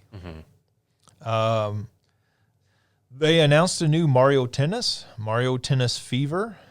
This is coming out February 12th. I think the thing that there's going to be fever rackets that you can get. They showed off one that would set the court on fire. So it like sets your opponent's feet on fire and they kind of like run around wildly on the court. They showed one that would turn a big patch of the court into ice. Yeah. One that shrunk down the opponents and everything. I always feel like those are those parts of the Mario Tennis games where I'm like, I want to turn this stuff off. Yeah. And just let me play tennis. Right. Like I understand the gimmick, but I don't really want to interact with it that much. Yeah. I mean, the thing that drew me to this was that they announced an adventure mode, or I think it was called adventure mode, but what I assume is a single player story mode. The one in the golf game from last year, 2 years ago, probably even more than that, probably like 3 or 4 years ago, whenever Super Rush came out, was underwhelming, but that doesn't mean I'm not willing to give them another chance. And, thinking back to, what was it? The Game Boy Color version of Mario Tennis. The RPG. Yeah. And that's what they're hinting at with this, like something fairly substantial for a single player mode. I mean, I sorry to cut you off. That is my like baseline when it comes to the sports game story modes is I played the RPG on the tennis so much, and that is like all I have been looking for. And so if they can recreate that to some extent, I would be very excited. Well, it's what all those games like Soccer Story and Golf Story and all of those games were going for that, right? They were trying to replicate that, how much people love that in that game. And the last tennis game did not have that. So I think the last few haven't. Right. I don't know the last time. That might be the last time the tennis game had like a solo story mode. Yeah, of that depth at least. I feel like some of them have done some stuff, more light, not quite as extensive as that. But this showed some neat stuff. Like I know at one point it showed like enemies across kind of a chasm, and you were hitting the ball back and forth across the chasm. So it seemed like you'd be sort of playing tennis within the world environment, and like it looked neat. All the characters have been turned into babies, and it looks like Donkey Kong, which I love the fact that Donkey Kong has become the like surrogate parent in the Mushroom Kingdom. First with Pauline, and now with Mario and Luigi, and Wario and Waluigi. I also like the fact that Wario and Waluigi, when they were turned into babies, have red noses. I don't know if you noticed that difference. Like the Mario and Luigi just had normal looking noses, and it made them look like they were alcoholic babies or something.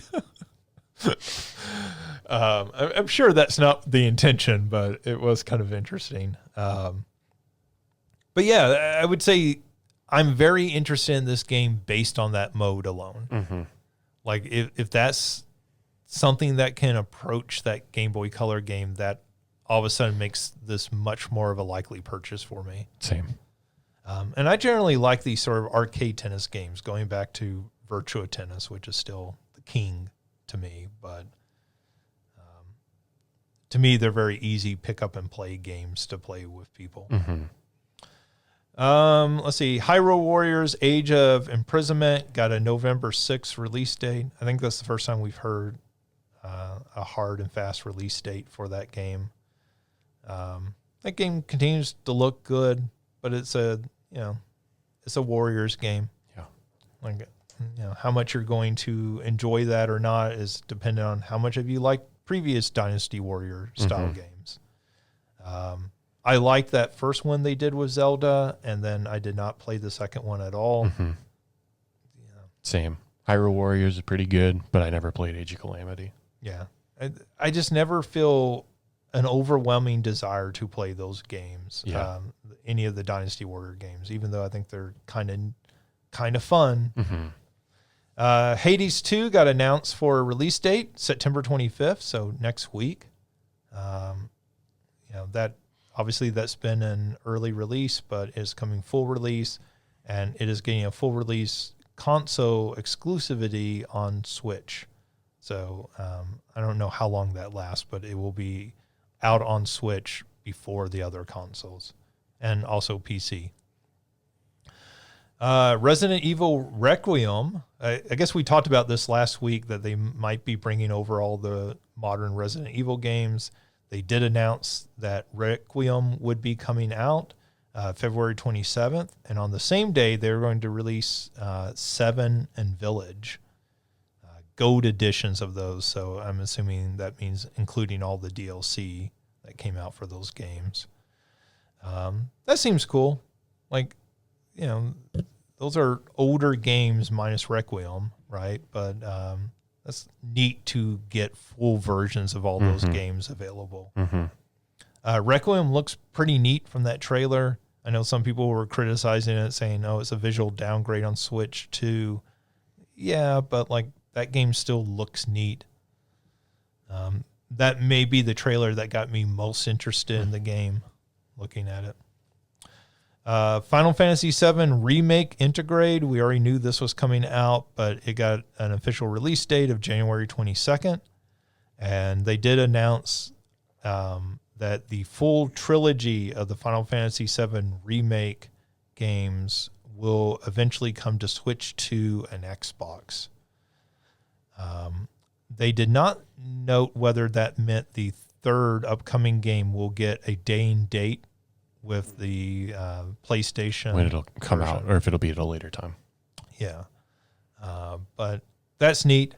Those games didn't, that game should have sold better. And that, the sequel, is it Rebirth? I don't know. We need That sounds right. for this. That sounds right. Rebirth sounds right.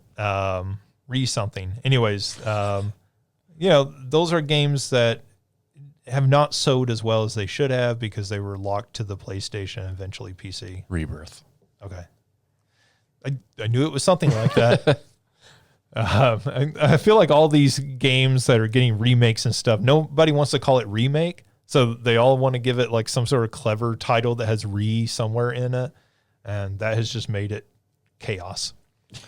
They showed a new trailer for Tamagotchi Life Living the Dream. That's coming out next spring. I don't know. That game looks interesting. I haven't played any of the previous Tamagotchi games, so I can't say I'm too excited about it. Yeah. I was very impressed by the next game, Dragon Quest VII Reimagined. That is coming out February 5th. That looks really good. That game looks amazing. Mm-hmm. Like, that has a really cool art style to it.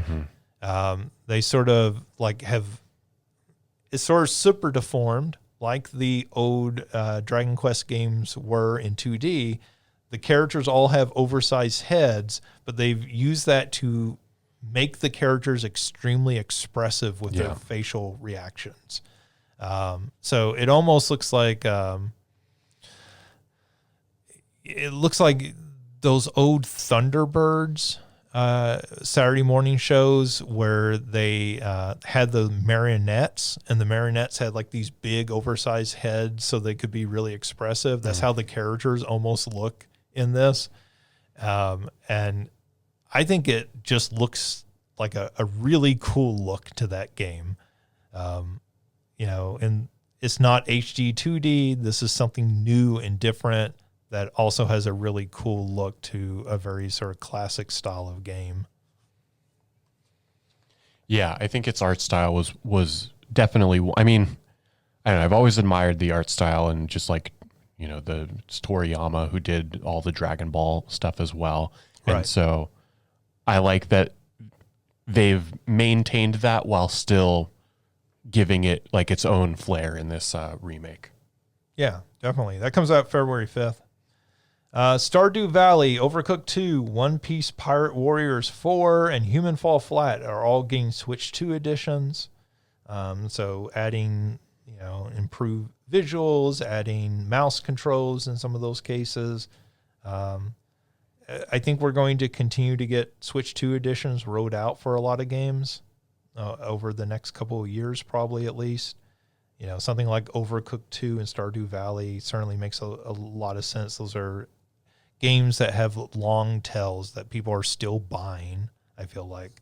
So makes sense to release those. Yeah. Monster Hunter Stories 3, Twisted Reflection, got a date of March 13th. I don't care anything about the Monster Hunter games. I don't know. Yeah, I know. I've never really gotten into them. Yeah.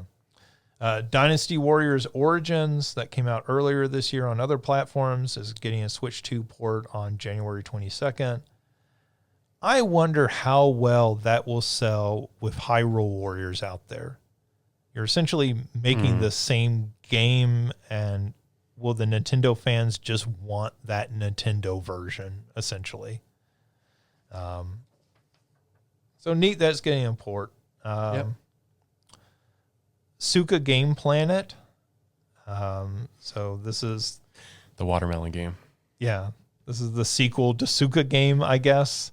I don't know. You're a big fan of that game. Like, I don't know if I'd say I was a big fan. I did play it, but well, I mean, I feel like you have talked about that game in the past. You played it at Saluki Con. I did. I had it pulled up, and people were able to play it.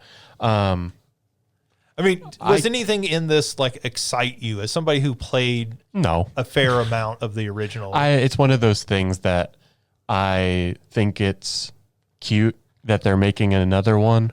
I think it makes sense because people will buy it, but I also don't really know how you add something new to that game. I do think it's interesting. Like, I mean, I respect them for trying that rather than having a singular area in which you can drop the fruits. It's now 360 degrees. So, I mean, like, I'm sure there will be people who are playing it. I will watch people play it. I guess I'll put it this way. If this game is also $2, like the first one was, maybe I will end up buying it. I can't imagine. I can't imagine it'll be, God, I don't think it'd be more than $5 at most. Yeah. But, so yeah, if it's that cheap, maybe I will buy it. But I'll at least watch somebody play it. Yeah, I played some of it on, I guess, my iPad. Mm-hmm. And, like, I get it. Yeah, it's a cute little, I think it fills that same hole as I need to just use my brain in a different Right. way, right? I'm going to play this for 20 minutes. This is fun. There's some strategy to it. And then I lose and I go back to whatever it is that I'm doing. Sure. They show off a game called Storm Lancers, which looks like a Metroidvania. Kind of had an 80s sort of anime vibe to it and everything. Fatal Frame 2 Crimson Butterfly Remake. I think that's the first that's been announced. That sounds right. A remake of Fatal Frame 2. Those are the sort of horror games where you're using your camera in order to battle ghosts and everything. Danganronpa 2 is getting a remake called 2x2. That is coming out in 2026. They showed off a game called Dinkum, which is coming out November 5th. That's apparently already out on Steam. So it is getting a port to the Switch too. Popacom, I think, was also one that's already out on other platforms. I've watched people play this game. This is sort of, correct me if I'm wrong, but it's sort of a cooperative sort of platformer using bust-a-move rules that you're like kind of shooting, or Zool rules. So you might come up to a platform that has a line of balls of different colors, and you have to shoot a ball. I see the bust a move that you're thinking of. Yeah, at first I was like bust a move, but I get what you're saying. Yeah, I think that's pretty fair way to describe it. And so you're solving puzzles. You have like a color that your gun can shoot, right? And you can shoot one color, your partner can shoot a different color. And so you're solving puzzles with people being able to do certain things. It looked like a fun little co-op game, at least from what I've seen. As somebody that has played, I'm not saying it's going to be on the same level as something like an It Takes Two or a Split Fiction, but I play those games with my cousin, and depending on how much this costs, I would reach out and say like, "Hey, is this something you'd have interest in playing?" Yeah, I mean, I think they showed some clever gameplay in the trailer. So they showed at one point you could generate a shield and use it to block lasers to get through a part, and it looked like a fun platformer, and a fun way to do a co-op platformer, right?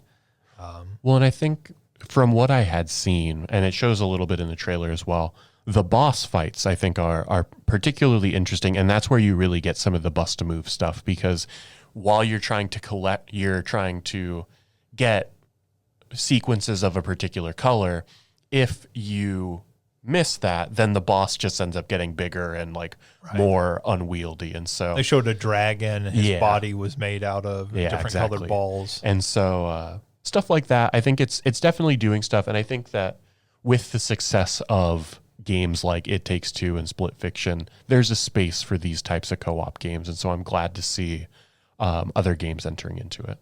Yeah, and this looks like maybe a game, it's hard to tell the complexity of it, but this looked like maybe an easier version of something like Split Fiction. I think that's probably fair to say. Maybe easier to pick up and play, particularly if somebody has played these sort of mobile games before and understands the general concept of what you're trying to do.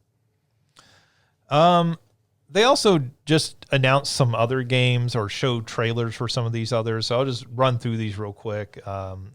EA Sports FC 26, Little Nightmares 3, Persona 3 Reload, Lego Voyagers, Disgaea, is that how that's pronounced? That's how I've always heard it pronounced. Disgaea 7 Complete, Dragon Quest 1 and 2 HD 2D Remake. I think that comes out in October. Virtual Fighters 5, Revo World Stage, 2 Point Museum, and Power Wash Simulator 2. These weren't new game announcements or anything. These are ports and everything. I will say that's a pretty good lineup of games coming to the Switch 2. If you have a Switch 2 and you're worried about, are there going to be enough games? Are some of these newer games? I think Voyagers just came out for other systems. It may be I think we're seeing that a lot of these games are coming out maybe a month later on the Switch 2. I think that has more to do with Nintendo getting development kits out there than like this will be the norm going forward. But, you know, that's a pretty good lineup of third-party titles right there. I mean, it's covering your bases in pretty much all the different genres. You know, you're getting some simulation games, you're getting some sports games, some fighting games, some kids games, some RPGs. You know, like that's always the worry with a new console, right? Are they going to actually get any games? And as a longtime Nintendo fan, that's always the worry with Nintendo, because Nintendo, for a long while there with the Wii and the Wii U, they were getting those games at launch, and then that third-party support disappeared soon after. And, you know, I think we start to see that happen with the Switch because of the power issues, not having enough power for a lot of modern games. And so it's neat to see a lot of these modern games getting ported over to Switch 2, you know, pretty immediately. That does it for the Nintendo Direct. We'll talk more about that here in a few minutes. There were a couple other kind of interesting news items here to talk about real quick. Sega has revived their blast processing drag racing ad from back in the Genesis Super Nintendo days. There was a famous ad where they showed a moving van with a TV tied to it, and they were playing Mario Kart, and then they had a drag racer with Sonic the Hedgehog running on it in comparison, and the drag racer, you know, leaves the Nintendo van in its dust and everything, and they used it to advertise their blast processing, which was always just marketing. It wasn't actually anything real. But, you know, this whole idea that Genesis games, the Genesis did have a faster processor, so its games didn't have the slowdown issues that a lot of games at launch had on the Super Nintendo. If you go back and play, Gradius 3, at launch, that game has terrible slowdown. Castlevania 4 has pretty bad slowdown in it. Eventually, developers figured that out on the Super Nintendo, but, you know, Sega obviously used that to their advantage. The thing that's funny about this new ad is they're using that classic ad, and they're using it to advertise Sonic Racing Cross Worlds against Super Mario Kart World, which is, you know, like now you think of Nintendo and Sega being buddies, and for them to take a stab at Mario Kart World, you know, their big launch title for the Switch 2, just struck me as really funny for Sega to do. Where do you think people are going to be playing this? They're playing it on the Nintendo. I know it's going to be on everything, but like, I think many people will be playing this on their Nintendo Switch too. It is my understanding that Sega's games, particularly their Sonic games, sell best on Nintendo platforms. Yeah, I think I think in terms of demographics, that would be the logic that I would follow. Yeah. So, yeah, if you're making a new Sonic racing game, you're going to sell that mostly on Nintendo's platform. And, like, I sort of get it, like, hey, buy this instead of Mario Kart World. But as we've talked about, most people buying a Switch 2 are buying that combo pack, right, with Mario Kart World, which is, you know, I guess Sega's having the same realization that we have had all year. Like, why are you putting this game out the same time as Mario Kart World? It's the same issue with Kirby Air Riders. Yeah. Like, why is Nintendo putting out another kart racing game the same year as Mario Kart? Like, you could delay. I mean, maybe that's the only thing they had ready at launch, but like, that game would make a whole lot more sense next fall. I mean, I think we literally talked about that when we were talking about like, oh, what are things you're potentially expecting? And I think I had brought up an F-Zero game. And then I think either you or I kind of right afterwards was like, well, would they do that if they're putting out Mario Kart? Do they want another racing game? No, they wouldn't do F-Zero, the game people want. They're doing a new Kirby Air Rider. Would they put another racing game out within 4 months, 5 months of Mario Kart? And it feels like the answer should be no, but Yeah, it's weird, right? Like, I mean, Sega doesn't have any control over that. So, like, you know, they're already in the development of Sonic. You're not just, I mean, I guess you could hold it, but with all the, like, cross-promotional stuff, that might become more of a difficult thing to do. And Sega is putting that onto everywhere else, right? Exactly. That'll be PlayStation, Xbox, PC. Yeah. Places you can't play Mario Kart World. Yeah. Yeah. So, I mean, you know, this is funny to see and everything. I've heard some good things about Sonic Racing Cross Worlds. I think there is a demo that came out yesterday for that. So I'm interested in trying that. Let's see. There was a leak on the Yakuza Japanese website. The Japanese website for the Yakuza games, not the Japanese website for the Yakuza. I would think they don't have their own website, but who knows? Anyways, the Japanese website for the video game franchise Yakuza apparently briefly put up some language that said Yakuza Kiwami 3. So this seems, people are saying, hey, this is a confirmation. Apparently they are going to have an event next week as part of Tokyo Game Show where they're supposed to announce what's next in the, I guess, the Yakuza / Like a Dragon series. This would make a whole lot of sense. The fact that it slipped out there makes it seem like this is probably true. This is like a real leak of it. They have removed it from the website since the leak. Yeah. You are a fan of the Yakuza games. How do you feel about a remake of 3? We should say this is their remakes. This is the subtitle they give to their remakes. This is really exciting. So I've only played 0, 1, and 2, Kiwami of 1 and 2. Yeah. And 3, I have started it a number of times and I always end up falling off. And I don't know if that's because it feels dated. I think that might be part of it. Yeah. I think I have all of them, but yeah, I've fallen off 3 more than once. And that's, I think, also just because those games are really long and I get busy, and so it's easy to fall off of longer games. But I mean, like 0 and 2, those are on a different engine, the remakes, than the older 3, 4, and 5.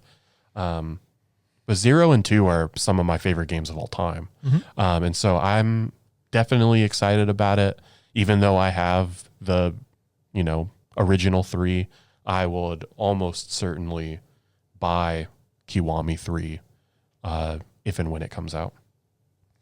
Yeah, I mean, we talked about, obviously, Galaxy 1 and 2, the sort of, semi-remasters that they're getting. Obviously, we just talked about the Dragon Quest VII remake.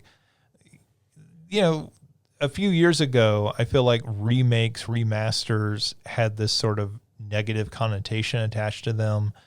And now, like, we just kind of accept we're going to get, like, a certain percentage of games that come out every year are going to be remasters, remakes. Mm-hmm.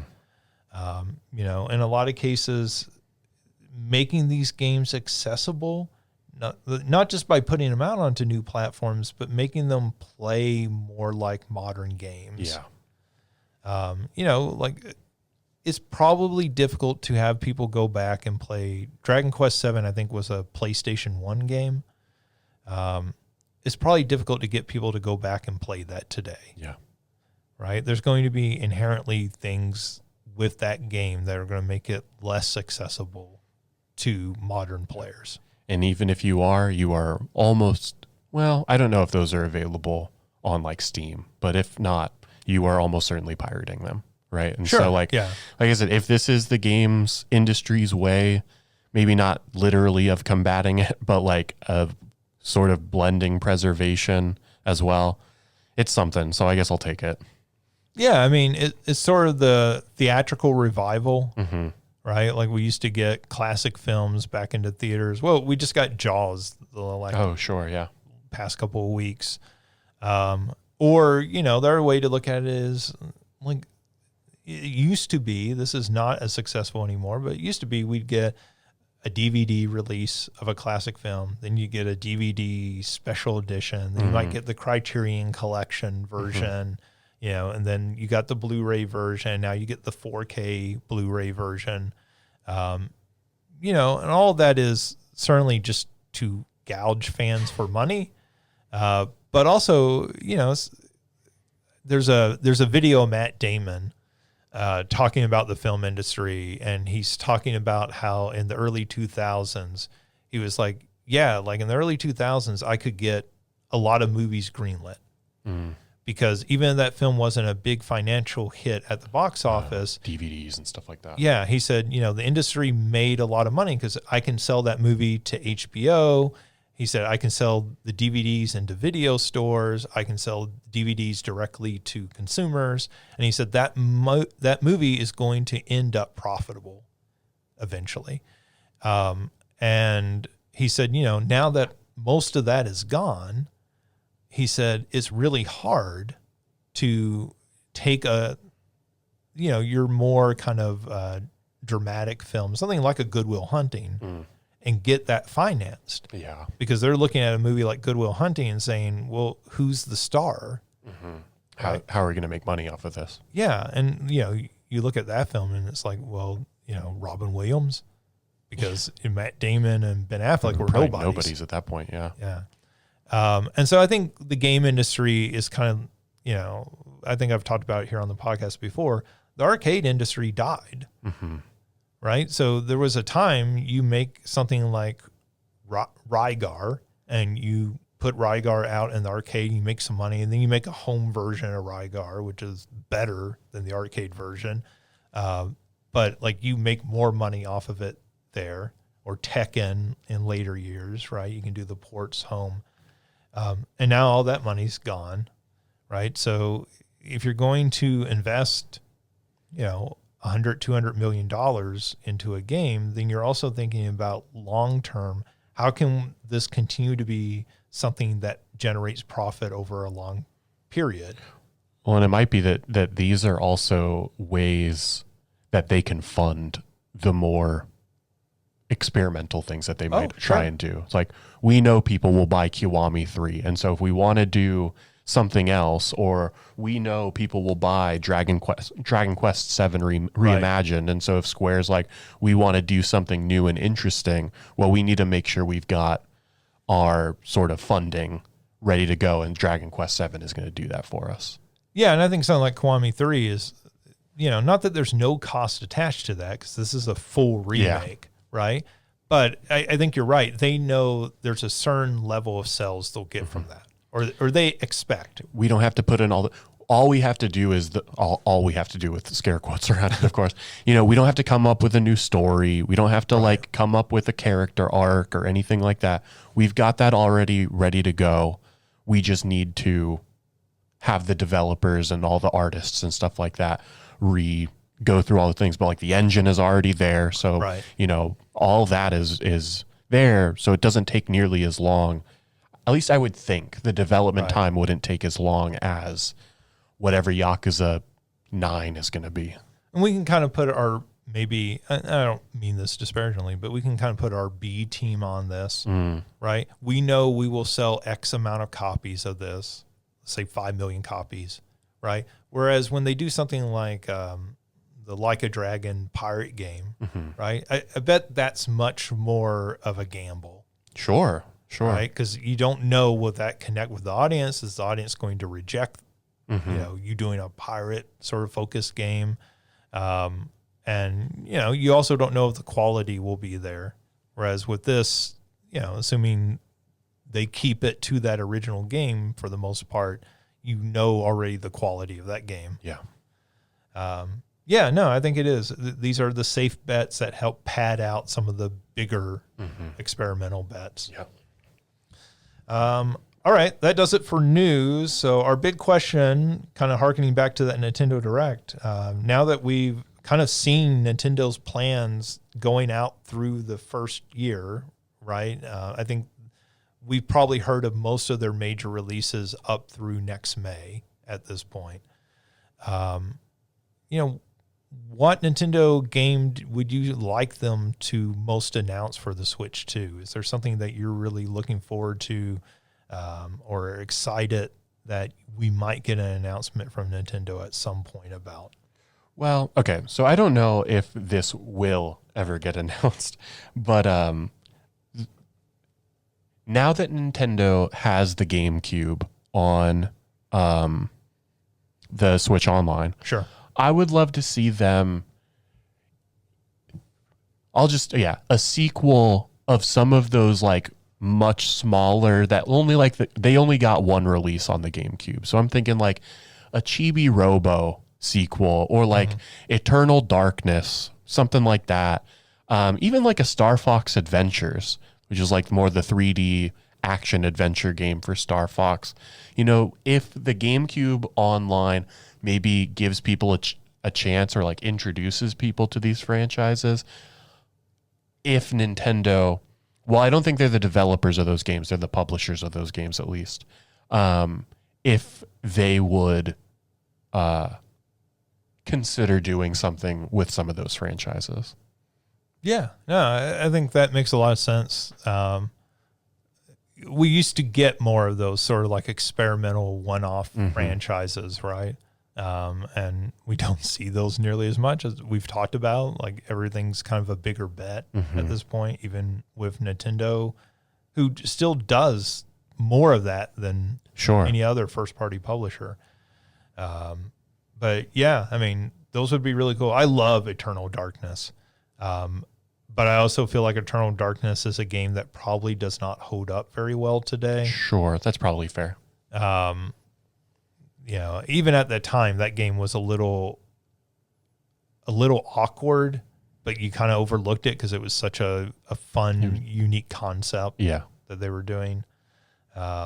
So yeah, a remake of that game or, you know, a sequel really kind of building off of those ideals would be pretty fantastic to me personally. Yeah, and I feel like there's something that you could probably add on to if you're playing that game in handheld mode, right? Sure. Like with some of those sanity effects. I mean, that might be more of a sequel type of thing, but, you know, I'm thinking ways that it can play with you docking it or having to undock it or all of those types of things.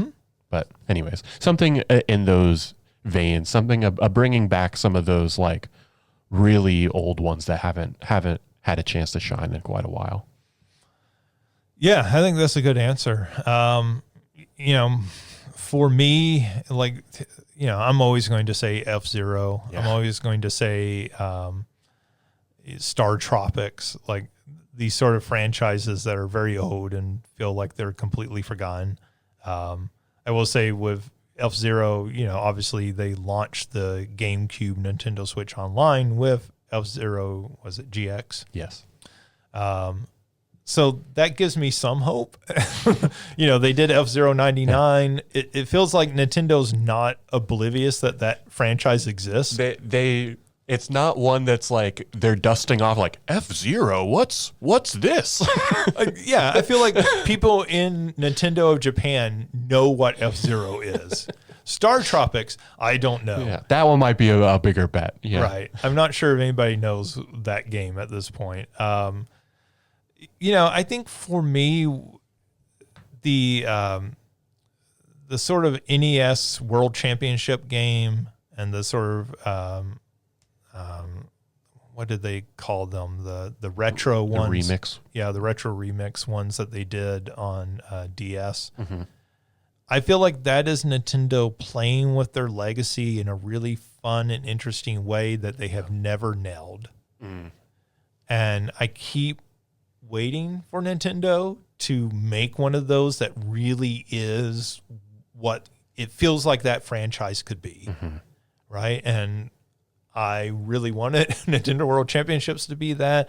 And that game was not bad, but disappointing. Yeah. Because they still haven't nailed what it feels like the potential there is. You are Nintendo. You can really tap into this nostalgia.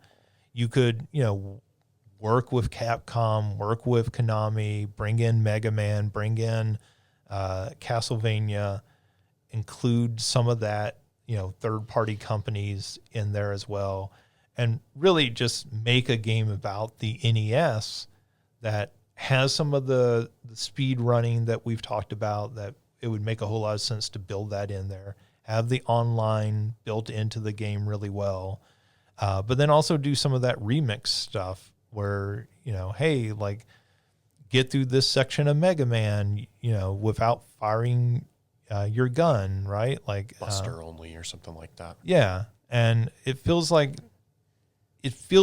there's a game there to be made. Yeah. And that if they ever nail it, the internet will lose their minds over it. Like, it will be a huge hit, and they just haven't been able to nail that down yet. Yeah, I hope if World Championship, I don't know how well that sold, but I do agree with you. I hope that if it didn't sell well, they don't give up on trying to do something with it. Yeah, and I guess I would add to that, another game we talked about being very disappointing, that Princess Peach game. I hope they do a follow-up to that and learn from the problems of that first game. Yeah. I know sometimes game publishers take the wrong lesson and they go, oh, well, nobody wants games about Princess Peach, or they don't want games targeted at girls, or they don't want speedrunning type games. And I'm like, no, that's not the right lesson. Yeah. The lesson is that you didn't do that game well enough. Yeah. So go back to the drawing board and try to fix the problems with it. And, I would say Pikmin is a really fantastic example of that the last Pikmin game, Pikmin 4, is that game done as the right way. Yeah. That's that's as well as you can make those games from some perspective. And I think they were rewarded with that game sold better than any of the past ones have. And I think Nintendo, because of the budget of making a game like that compared to a Spider-Man, it feels like the sort of thing they can experiment with and say, give it another try, even if it's not hitting it out of the park right away. Yeah, hopefully. All right, that does it for this week's episode. Thank you, Mario, for joining me. Thank you for those listening for tuning in. You can check out past episodes and other content by going to salukigames.com. Obviously, also there you can find all of our social media links. We do try to update the social media, particularly when we put out new content. So follow us on various social media platforms. I think we're on all the major ones at this point. And tune in again next week. We'll have more about video games. Who knows? We may talk more about Sonic Racing. Like, I feel like, as soon as Alicia leaves, we're just going to talk about nonstop Sonic. We're all going to become huge Sonic fans. Yeah, huge Sonic and Pokemon fans. We'll be going out playing Pokemon Go and sending her, like, we'll document it well for Alicia. Send her pictures and everything. Thinking of you, capturing my Raichu. But anyways, thank you for tuning in. Until next week, play something fun, and we'll be back soon.